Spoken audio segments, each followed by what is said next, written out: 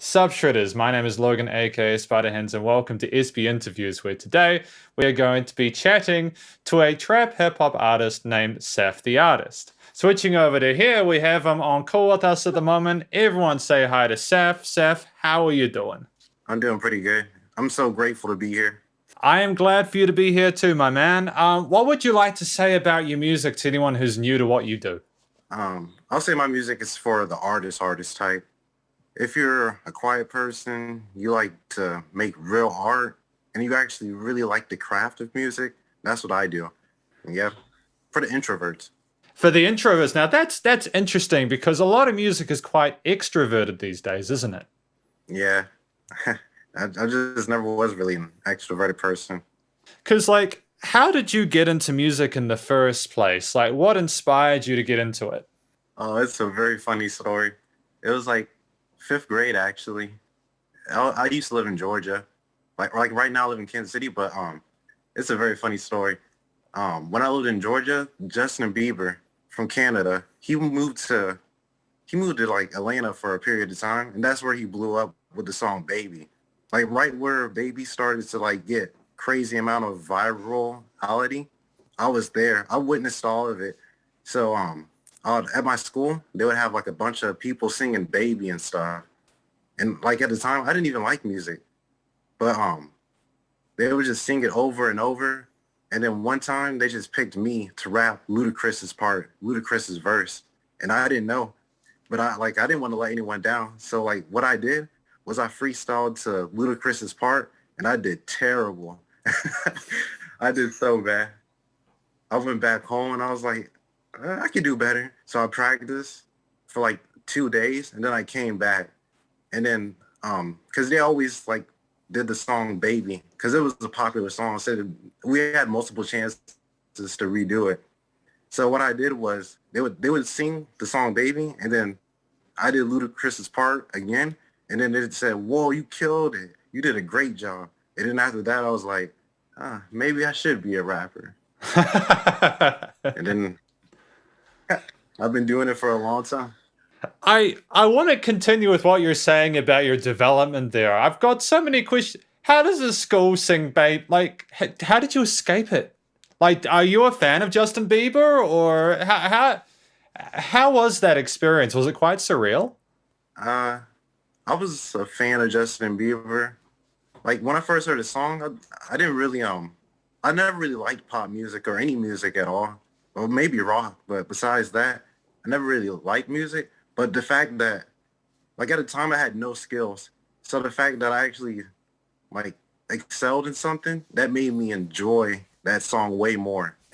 And that's how I sort of became a fan of rap music. Not really Justin Bieber, because I think he's a good artist, but it's more into rap and stuff now. And so, like, who are your musical influences in regards to the rap stuff? That's a very good question.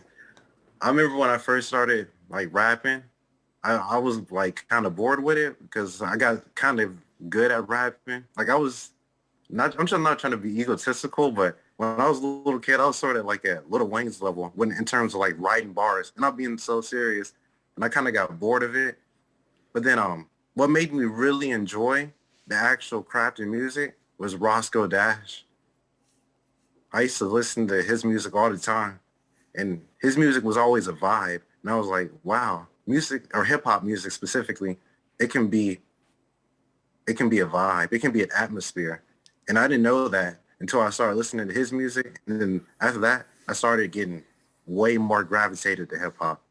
Okay, so basically, what you're saying is when you actually felt when you how would you describe a vibe with hip? Like, how do you elaborate on that? Well, before I like listened to hip hop, I heard like rock music because I used to play rock band. And then with rock music, there was a lot more melodies and stuff. But with hip hop, I used to stereotype it before the baby thing, and before Roscoe Dash like showed up in my life. And then like I found out music or hip hop music, it could be very melodic and catchy and something you can just sing along to. That's what I liked, and that's the type of music I try to make at times. Yeah. Because like a lot of people, especially with like trap and hip hop, a lot of people focus on the percussion elements of it nowadays, especially with the drums and all that, and the percussion, the rhythms within the vocal performances. But it's also about the colorations of the different melodies and harmonies, isn't it? Yeah, yep. That's what I like. Because I want hip hop to be more melodic and more creative, more art driven, instead of just percussions and just talking about traps and stuff, or like trapping and drug dealing and all that. Because hip hop can be so much more. Definitely. Like, how do you think hip hop has sort of and it has evolved since you started out? Mm, when I was a little kid, I used to hear Gucci Mane, but uh, it it was very the only person that was, I would say, really into the craft was Lil Wayne. But besides that, well, it took a while. Now it's more like the streaming platforms that really changed it. Music's now more diverse. It has more potential to be diverse with indie artists, but major artists usually focus on TikTok music and commercial music. So if there was more indie artists, I would say it was more art driven. But right now it's not art driven because like the major labels sort of dictate that. Well, yeah, it's a weird, I would say it's a weird time to be a major label. I mean, because with a lot of independent musicians being able to sort of fully look after themselves, do you think that the role of a major label has changed in these genres of music over the last 10 years? For a period of time. Like when Spotify came along, that's when I think it started to change. But now I think it's starting to get back to the way it was. Except the thing about it now is that it's more driven on money and streams instead of the actual music. If that makes sense. Because back then, even though when the major labels had power, they they they at least had more value to the actual music and stuff. Well, getting back to the music that you make, right? What are the let's talk about your music, of course, because this is your interview. Like, Uh, what is the purpose of your music? Why do you make music? I make music mainly from, I don't want to sound like an egotistical person, but mainly for like therapy, so I can get things off, so I can listen to feelings that I had previously and it can help. Because I'm usually a very lonely person. So when I make songs, I can gravitate to that. I could be wrong here. Was that part of the inspiration for Ultratronica 21? Yeah. Because, like, was that your first album that you made, or was there material before that? Oh yeah, there was way more material than Ultratronica 21. Like there was 21. Like the first Ultratronica I made was in 2016. So yeah, it's like a serious. That was the 20 first project, and I made that a year ago. Because you've also made an Ultratronica 22, right? Yep. Yeah. Well, how would you describe the way that you produced those albums? For the first one, for Ultratronica 21, the first one I've officially released, that one, I made that for all the introvert people like me, the people that are quiet. I called it Anxiety Trap, and I produced the beats using violin samples because I just like the way it sounds. And then I would whisper rap and stuff. But I made that for the purpose of just for the quiet people and the people that it was more of just an expression. Like I was symbol. I don't want to say I was like symbolizing anxiety in a way, or was I? But I was really just expressing how I felt because at the time I felt very anxious. I mean, what was cool about it from what I listened to was with those string samples, because in some of your music you feature like reversed kind of string samples and all that, and you get really kind of wild with like the modulation of those bits. And then you've got this whispery stuff. It when you say anxiety trap, it does sound like that, doesn't it? Yeah, because everything I put in those songs is really how I feel. To the production, the beats, the lyrics, it's all genuine. It's all real. I mean, have you heard any music like that before? Nope, I haven't. I was just going off my heart. I was like, no one really does this, and I know everyone feels like this, so well, I'm just going to try it because, well, why not? This is what my heart feels, and I need to put it in something. Because on some of like the places I looked, you've got Saf the artist as your moniker, right? Because for you, this is about creating art that's personal to you, and also you're trying to sort of create a unique experience, aren't you? I'm trying to create emotions that other people can feel too. But even if other people don't really understand it, I mainly I've been creating it just for myself, just so I can let things out. Because music's really been like a diary. And I think that's a really healthy thing, right? Because the purest form of music is when people are opening up about things that they think and feel, you know? That's kind of how it's been for like centuries, right? Yeah, it definitely really helps. And of course there's a fine line between like, telling people how you feel and then just going completely overboard and sort of making it more of an ego project than anything else. But I think that you kind of ride the line really well. It sounds like you are genuinely trying to help people understand your position, but you're also making it accessible for them to sort of see how it is from their own perspective. Thanks. Yeah, I just do it just so I can get things out. And so what inspired Ultratronica 22, the second release? Have you ever seen the show BoJack Horseman? I have indeed. You have? A little bit. I'm not gonna. I've seen a bit of it. I watched the ending episode because sometimes I just dislike myself. Tell me more. Tell me more about it. Oh yeah. Well, I only saw season one. I still haven't seen the full thing because I haven't really got the time to. But like I saw the season one of BoJack Horseman, and it really inspired my whole entire art. Like I loved how deep the show was, and then I was like, well, I should make art that's also very deep because I always had these deep thoughts in my mind, and I was like, well, this will be a good opportunity because I made that in September, but I dropped it on Halloween, and during that time, it was 2020, so it was during the Corona time, so I had a bunch of time to make it, and I was just trying to make very thorough and deep art because every song on that album has a very deep meaning from paracosm to what else? Animism, what else? New skin colors. All those have very deep meanings. Because how do you choose the instruments for and I know you've described the strings and stuff, but how do you choose the instruments for these tracks? Experimentation. I have like, well, for Ultratronica 2, I was just experimenting and going off what I felt resonated with me the most. I was like, for new skin colors, I tried a bunch of instruments. I tried flutes, harps, and everything. But now I was like, wow, this guitar really, really fits what I'm trying to, what I was feeling at the moment. So I chose that one for the song. And I did the same process with all the other songs too. I can only imagine like how like your setup would look if you're having to work with all those different instruments. Like, did you get people to help with like sampling the instruments, or did you use like samplers for some of the instruments? How does that part work?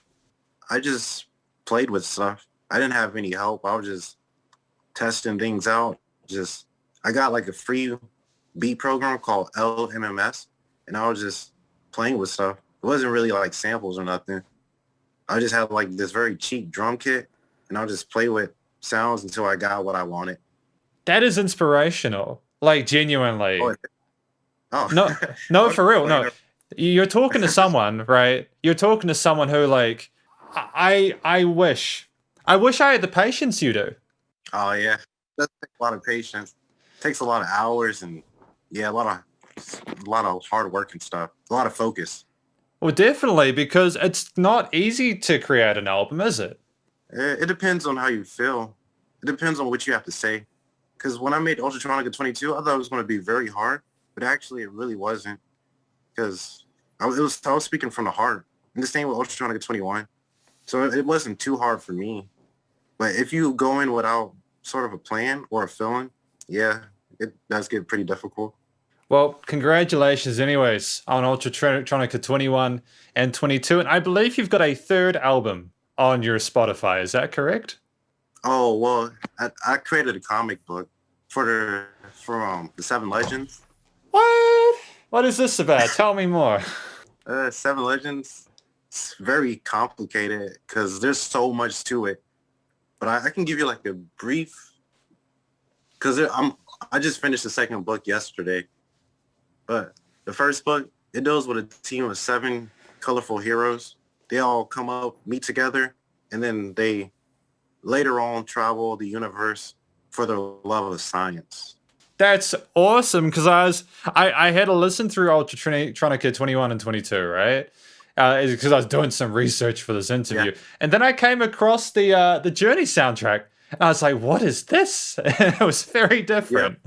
Yeah, I just produced because I couldn't really pay for any other like beats or something, so I just made all the beats for my comic book, and then I made a video for it. Like I paid voice actors to voice the characters, and then I just I made my own soundtracks for it. Everything was original. That is so cool. That is so awesome. I love because it's so cool when artists they try. This is literally what you're saying. You've proven that you're happy to try new things. Do you like have any other side projects that you're involved in, or is this kind of the main one at the moment? And this one's the main one. Comic books and music is mainly all I do. I don't really produce or collaborate with most artists or many artists because I don't really know. I guess other artists don't really know about me like that, but I just been staying in my own lane. I would like to. I like to collaborate with other people. Now, that's an interesting statement because you've actually got a song that's gotten some traction, haven't you? Oh, which one? Is it yeah, tell us about that one. Oh, to be honest, that's my least favorite song. It's like the worst song I ever made. The fact that that's the most popular one, it really irks me sometimes. It's almost at 1 million views. No, it's at 600,000 views. I made that song in 2016 when it wasn't a good time though. Like for me, because I was kind of sad and stuff when I made that song. And I was down in Georgia going through some stuff. But it was a real song, so. But it was still trash. The production was trash. Everything. I hate that song still. The fact that it's my most popular song. When I made 1,000 other songs that are better. But I low-key kind of feel bad for bringing it up now. I'm sorry. Everybody brings it up. It's just... It's often the music you might not think is going to be super big that ends up getting some traction.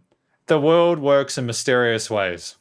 I'm not sure if anyone heard this, but the reason why I wear all this, like the hoodie hats and shades, is so other people can really like focus on the art instead of like my actual image or what I was born with. Because, anyone could dress and look like me. So it makes other people more interested in the art instead of the other stuff that doesn't matter, just like appearance. No, that's a beautiful thing because like a lot of music nowadays is about the image. You know, like it's what you're doing is really noble. It is because you're helping people to understand that you don't need to be wearing like how do I say this without sounding like I know I'm getting older, so like you don't need to like wear the most incredible friggin' highest fashion stuff or the flashiest cars or anything like that in order to be able to write good music. You can just be a dude chilling in a hoodie and sunglasses, and it's chill. It's nice. I think it would be about like maybe the 80s. The 70s or 80s when musicians started getting really wild about like, oh, if I'm doing this, I need to make sure I look totally ridiculously like awesome whilst I play stuff. Like Michael Jackson? Michael Jackson's, yeah. What do you like about Michael Jackson? Michael Jackson, he's my favorite artist. I like him the most because he's a very good performer, an entertainer, and he was able to be a voice outside of music too. He really inspired me because he was like an all-around person, an all-around good person. He was an actual artist too. He was. He was incredibly talented. Like even as a very young child in the Jackson 5, right? Phenomenal. Yep, yeah. And same like Kurt Cobain was also an inspiration too, but for like the opposite reason for me. The opposite reason. How do you mean? Like Michael Jackson, he was more polished. As for Kurt, he was more grunge. He was just experiment with things like he got his fame through just being genuine. And that's something I really look up to. Yeah, you're absolutely right, Saf. You're absolutely right. Kurt Cobain. Have you ever read like his like autobiography or anything like that? I saw a little bit, but I didn't see it all. He had a pretty rough time. He had a pretty rough time, and yeah, you're absolutely right though. I think it was because of those imperfections, like in his character, like his troubles that like you mentioned how one of your most popular songs is from when you came through a really bad time, right? Most of Kurt Cobain's Yeah, music came from when he was having a terrible time. But it was really good that Kurt didn't try to mask that shit with like a fake smile or something like that. He was just real about it, eh? yeah. Do you know who XXXTentacion is? Now I actually have heard of. Yep. That's also been an inspiration too. Yeah, he has like the same sort of music that revolves around like tortured art. So like whenever someone goes through something, you can just spill it out, and yeah, I resonated with that. I'm starting to understand a bit more clearly how you got to where you are today as an artist. And I think that that's really cool. It's great that you're taking, Michael Jackson with Kurt Cobain and XXXTentacion, right? These are not necessarily artists that people group together as a form of like musical inspiration, but it's really dope. Yeah, they definitely did impact my art in a way. Without them, I don't even know if my music would be anything how it is today. And even Young Thug too, because he broke barriers by just being himself and trying out and experiment with other things. So I guess to sort of like sum up what we've been discussing with these influences, the people that you value in terms of their music are people who are very individual and they are true to themselves and they create music that they want to create and pe- they just give it to people and if they enjoy it, they enjoy it. And also it's not just about them enjoying it, it's something they can relate to, right? Most definitely, yeah. How would you describe? Because have you put out any music recently aside from the Journeys soundtrack? I do have one feature that I'm like dropped. It was with one of my close friends. She's from the Netherlands. It's called Broken Beauty with Serdina Zizek. I dropped that song, but it was quite a while ago. So, what are you working on? Are any big projects or anything like that in the pipeline? I finished my second comic book for the Seven Legends yesterday. So now I'm gonna try to go back harder into music because the reason I haven't really been as active in music was because I was working so hard on finishing the second book to my comic book. Because my illustrator, he was like, "This comic book is so good, you should finish it, or you should create a second series for it." So I took a break from music, and I just went solely at my comic book. But now that that's done, I'm gonna go back into music and try to create more Ultratronicas. That's just so creative. Oh, they don't have to be all about anxiety trap. They just have to be about like the actual art, experimentation. That's what I'm going for. I'm just trying to create as much art that is as good sounding as possible for my fans or future fans.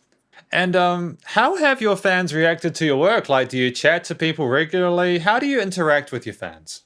I had one fan that I was really close with. She was an artist. Her artist herself. Her name was Serdina Zizek. The girl I collaborated with. She was the main person, the main fan I would really speak to. Other fans, I would say hello and stuff, but with Serdina, it was a lot more deep. It was like I sort of put all my eggs in the one basket with this fan or friend. Because that's the thing, right?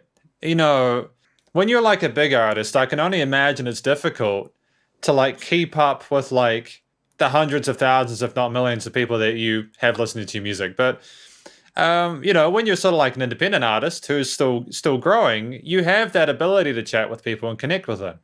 Oh, but I didn't really get any fans, so I only have one deep relationship with just her. But I tried to create other deep relationships, but it sort of failed with other people. It's okay because like you're putting music out there. You've got some music on SoundCloud, and you've actually got a lot of music on your Spotify. To be fair, Oh, yeah, on Spotify, I guess that's a lot. But I made over, I believe, 1,000 songs already on YouTube and Reverb. 1,000. Yep. What? Are those 1,000 like? Are they all? So they're all released? They're all out there in the wild? Yeah, except the only thing about it is it's not like on streaming platforms. They're just most of it's on YouTube and Reverb Nation, and even no, not on SoundCloud anymore. Because on SoundCloud you had to pay for a certain amount of space.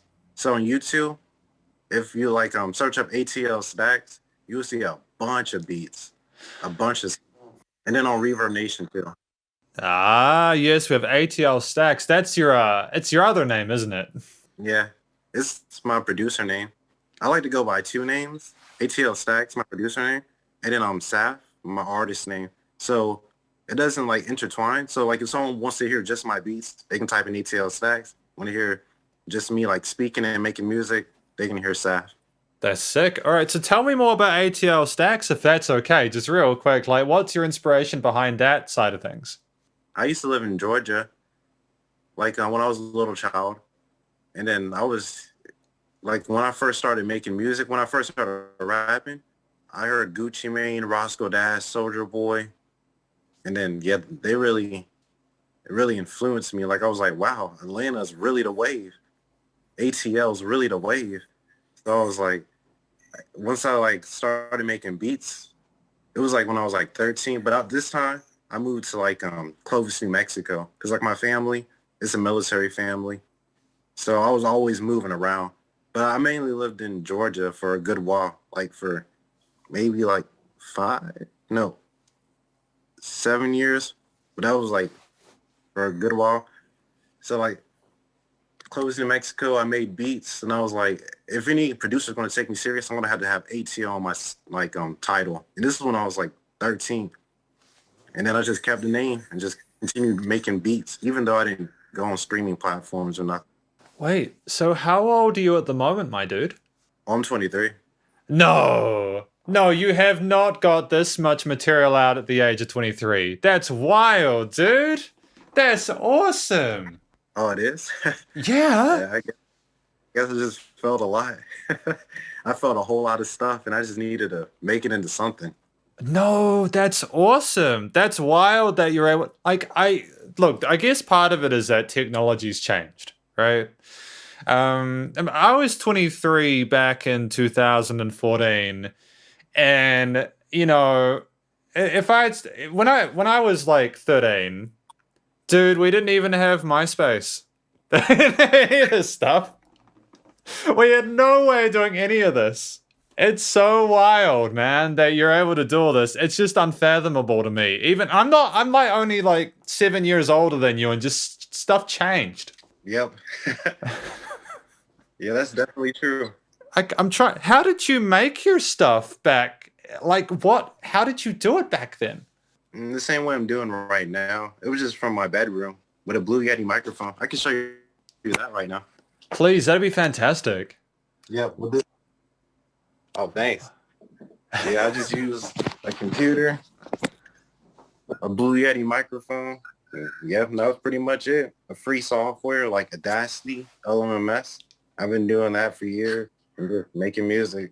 I am so stoked for you that you've been able to spend your time making music like that. That's phenomenal. Genuinely, I wish I'd had that luxury when I was like your age at that point, you know? Well, yeah, I think I am going to take this stuff off because, yes, even though like it does symbol something, but I think I should show my real self. So good. It's so good. I get to see the man behind the hoodie and sunglasses.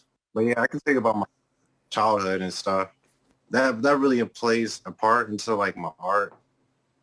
Um, my, my mom, she was in the military, and then she would always move around from place to place. Like I only like stayed in a state. It was usually Georgia for like the longest, but besides that, I would just move around from almost everywhere, from Arizona, Minnesota, and just bounce back.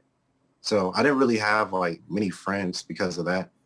I would just stay inside and make music. So that was just kind of your outlet at that point in time. That was sort of your main creative outlet. Yeah, it was all I really had. It was like diary, an expression. Were your parents supportive of what you're doing with music? Yeah, yeah. My mom's very supportive. My dad, he was there, but then he left. Well, actually, my dad left before I even started doing music, like at the age 7. Yeah, my mom, she's been very supportive. She says that my music's very good and I should stick to it. So I really enjoy that. My grandma, that's also where I've been. That's the reason why I came down to Kansas City, where I'm at right now. So yeah, they've been very supportive. They actually really enjoy my music. I'm very thankful for that because other families, I seen other people, they don't really get that luxury. Yeah, because it can actually affect someone's entire career if like their families aren't into it. You have that, you can have that constant pressure of being like, oh no, we don't want you to do this. Don't do music. Go get a college degree or something like that, right? It's a shame because there's a lot of talented people who may not get the opportunity to show the world how amazing they are because of this external pressure. Yeah, it's very unfortunate. But luckily for me, I had them to support me. To like to say, hey, we can provide you a place to live and you can just continue doing what you enjoy. You can continue chasing your dream. And I'm so lucky for that. Because what is the dream like? What is the end goal for Seth the artist? My main goal is I hope in the next 10 years, I can be like a face that everyone knows. I can leave a legacy and then change the music industry.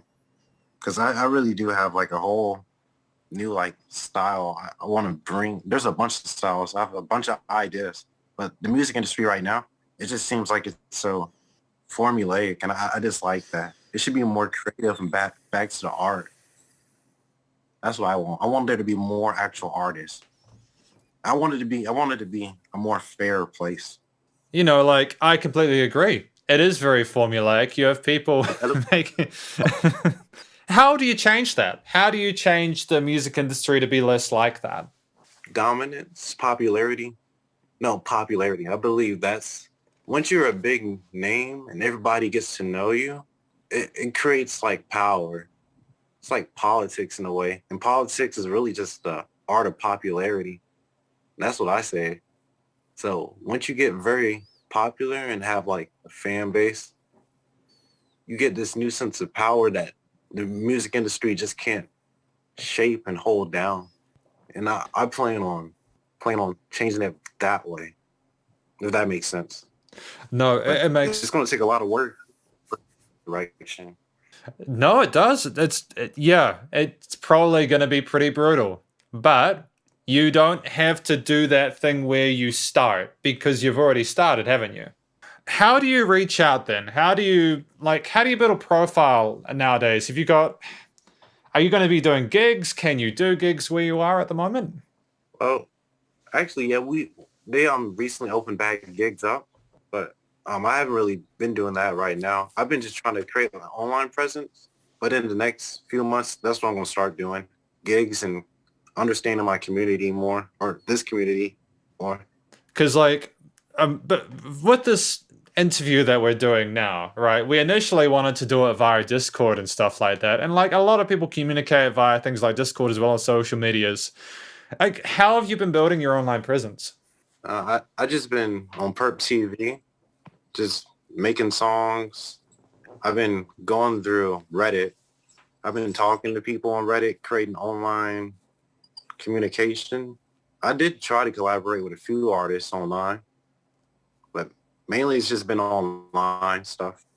But yeah, this year I'm going to try to do something different and try to help out and understand the Kansas City community because I believe, yeah, approach may be the best one for me to understand my area and grow within the community. I'm glad to hear things are opening up for you, though. Like, I suppose for you, you're quite comfortable with staying inside and working on music, aren't you? Yeah, this is it's all I've been really doing. Like since I was a little kid, I always moved around. When I did create like friendships, it felt sort of pointless when I was like a little child. When all you do is just move around, and you know you're gonna move in the next 2 months. So why have a best friend when you're just gonna leave that person? You know, like Hedgehog's dilemma. So it's sometimes best to just. Well, I felt like it was the best thing to just stick with music because at least that will always stay with you. Hopefully, in your future, you're able to just find a place where you're happy and you're able to just go and make those connections and stuff there, right? Yeah, I remember when my friend Titanic, it was. I tried to. I tried to be very close with her. Try to make a very close friendship with that, but yeah, didn't end so well. Or yeah, it's kind of bad right now. I'm sorry to hear that. Yeah. Life's tough. Life can be pretty brutal sometimes. What's the most important lesson that you've learned from like creating music during the time you have and like putting it out on social sort of streaming platforms and such? Fans. That's something I just recently learned. You can't just um, rely just on what you feel. You have to please your fans and gain fans. Now, the mistake I made was I thought all you can just do is just make good music and it'll just get you to the top. Even if you thought it was perfect, you can't just do that. I just recently learned you had to work with other people and do that. Yeah, it can be a bit of a shock when I mean this genuinely. It can be a shock when you realize that you have to really do that kind of hard work with the connection stuff, but are you finding that it's worth it? I haven't really started yet with like really like um, connecting with my fans on that type of level. So I can't really say about that. But I'm going to start. I want to make a change to do that because that's one of the biggest mistakes I just realized I was making like for the past 11 years. If I did that, then I guess be more of a social person and connect with my fans and instead of just doing it just for me, I'd be a lot further. It's just so good to hear you say that though, because you know this now. You know this Yeah. now and you can do stuff about it, and that's so cool.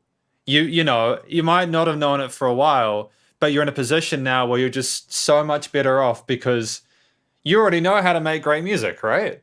So if you know that one last thing and you sound like you've got everything else sorted independently, right? Well, I still need to focus more on the business right now. I've been focusing so much on the art, but now I'm starting to transition into business. Because we haven't spoken about that. Like, are you just sort of sorting the streaming kind of distribution of music out yourself? Do you have like a partnership with anyone, or how does that work?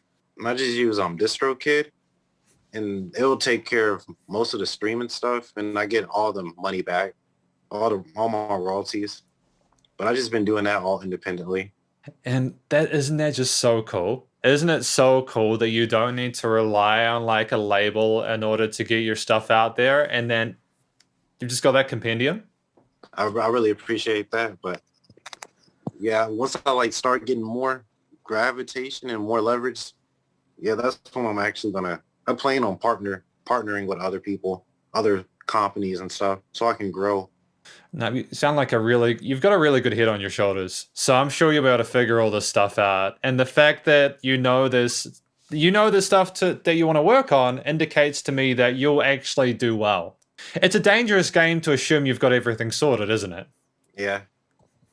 And another mistake that I made, it's kind of controversial, but yeah, a mistake I made was I would even pay for followers and streams. So that's something I realized probably isn't the best thing to do. But I thought it was a progressive thing because I felt like in the future, maybe everyone else would do that too. And I thought I was just thinking ahead of the curve. Like I remember a motto I heard was you should pay for streams because pay for stuff like that because you had to fake it to make it. You had to sell the image and stuff. But I'm not sure if that's correct or not. No, no, no, it's okay. Look, just for the sake of transparency, because these interviews usually end up on my YouTube channel, I think it's important for me to mention that I don't really have an issue with you doing it when you're starting out. You know, the whole buying stuff, because I understand it, right? It If you've got someone with 5,000 streams and you've got someone with 0 streams, which do you reckon is doing better? The one with 5,000, like that's how me and my friend Sardina fell out.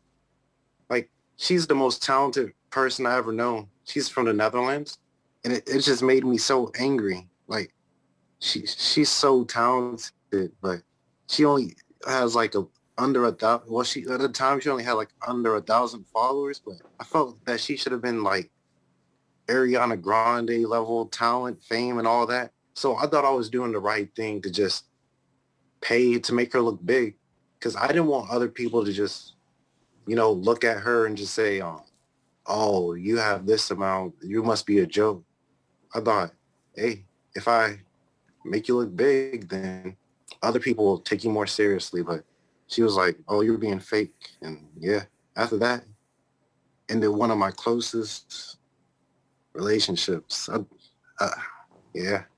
I think I'm not going to weigh on the situation because it's not my place to, like, between yourself and this person. But you didn't try to do it as a bad thing, did you? No. No. I just wanted to see her as a star. I wanted to help her get there, but. And to be brutally honest, I don't think that it's a bad thing inherently for people to pay for it, but it's when people say that they're not. That's the problem.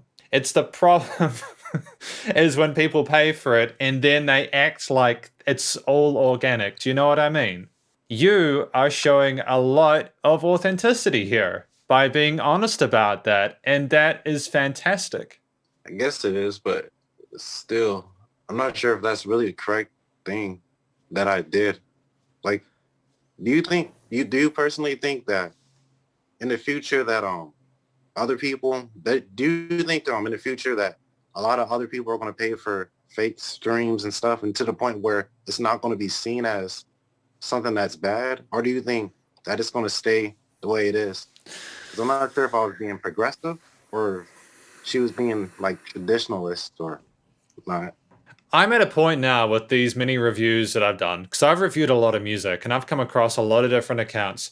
I think it's just something that people are doing, regardless of whether you like it or not, because there's 2 reasons. One, they want to look like they're successful, or 2, they think it's what's required to become successful. If it's someone thinking it's what's required, then maybe they just need to have a chat with someone and be like, yo, this might not be the way to do it if you want to be totally transparent, but it's going to continue because there's people offering like 1,000, 10,000 likes for like $10.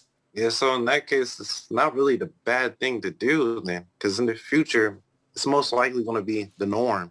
I have to be very careful here when I say this. I think that it's bad if people are disingenuous. I think it's important that if anyone asks a person who pays for it, that they're honest about it. So like if someone's like, yo, you've got quite a lot of plays, is that from organic plays? I think that person needs to actually say, no, I actually paid for them. That's what I think. I think people need to be honest with that. Because I think it's like a learning curve for people. The exception to the rule for me personally would be if you've got an artist who is very, very successful, right? Say you've got an artist, like who's a really, really big artist that you know nowadays? Drake. Who else? Drake, NBA YoungBoy. I know. Well, I don't want to say it, but some labels, I'm pretty sure do heighten up streams using that method too. So That's the one I have issue with. I have the issue when there's already an established artist and then they're having to pay for streams. If it's someone with their first release and they're like, they don't know how to get the music out there, it's like, okay, it was your first release. You paid for stuff because you thought that it was what you needed to do. Okay. But if that artist then has like a following and they're still paying for streams, to me, that's kind of not ideal. Do you get what I mean? yeah, but I do see what you're saying, but I think I know why they do it too, even though it's sort of for a bad reason. I think they do it just because even though they have a following, if other people believe that they have a bigger following than what they do, it creates like a bandwagon effect. Um, we can agree to disagree on this. And that's a healthy thing. It's healthy to discuss it. It's good. This is why I'm like open-minded about it. I'm happy to hear what you have to say about it. And I think it's important to learn more from people because I have a lot of people complain to me about it. A lot of people complain to me about people paying for streams, and there's no consideration of why that's being done. You know, there's gray areas in this stuff. Do you know what I mean? Yeah. But the main thing is, like, if you got to a point where you had a really solid following, right, as an independent artist, do you think that if you had like 10,000 monthly listeners on your Spotify and there was organic growth, do you think you'd still be paying for streams then? No. That's I it. would starve. Yeah, that's it. That's my point. That's why I don't have an issue with what you're doing because you're learning and you're trying things. Honestly, right? I think to be fair to you, there are people who might not make such good music that gets those paid streams. And if music is bad, do you think that people are going to listen to it and support them despite the amount of plays? No. Exactly. So you're all good, man. You're all good. Yeah. Yeah. I'm sure why they do it. But yeah, I plan on making another Ultratronica 23. Yeah, Ultratronica 23. That's the one I plan on making too. I only have like 3 songs to it, like we're already made. But yeah, I want to try to make it as best as I possibly can. And I hope it goes fantastically well for you. It's very exciting. So that's like the future for you, isn't it? Basically. Yeah, just to get more fans, just making as the best art as I possibly can. Well, Saf, it has been very pleasant to chat to you today. The interview, though, is almost at an end. What would you like to say to the people watching this video before we bow out for today's interview? My motto is that the key to life is balance. And yeah, and that, even though the key to life is balance, it's balanced through time. So like, there may be times where you're going to a bad time, but it won't always be like bad for all time because time's always going. And then, yeah, the real geniuses are the ones that are able to make treasure out of trash. So if you're able to do that, then you should be very proud of yourself. Because that's what I'm trying to do. Trying to make treasure out of trash. Because I've really given all the best equipment. Your music's good, my man. It's good music. It's solid tunes, all right? I thoroughly enjoyed listening to it on your Spotify when I was checking out your materials. You're doing well, okay? Doing well. Thank you for your time today. Hey, you're welcome. Thank you for your time today. It was a pleasure to chat, and I will see you later on. Have a great day. You too. And that was my interview with Saf the artist. It was a bit of a wild ride, but I enjoyed it. Hopefully you did too. Please do go show Saf some love. The man's obviously talented, obviously has a good idea of what he's wanted to do with his music and his ambition. You know, we didn't agree with everything in that interview, but that's okay because musicians need to talk about it. And as people, we need to try and be open-minded to understand the positions. Do you know what I mean? It's tricky. It's a tricky thing, but ultimately the most important takeaway from this is that I think that Saf the artist is a really intelligent musician who has a passion for music, has a passion for creating the music for the quiet people, And I really wish him the best of luck in future with Ultratronica 23. I'll put a link here to the Spotify as well as in the links in the description. Please do check out, again, I said this before, go check out Seth's social medias and stuff and show us some love. And please stay cool and stay safe. Remember, support your local musicians and artists at this point of time is need the hell more than ever with all the crazy stuff going on. And I'll catch you next interview. I got it this time. I didn't say review in the outro video. I nailed it. Spider hands out.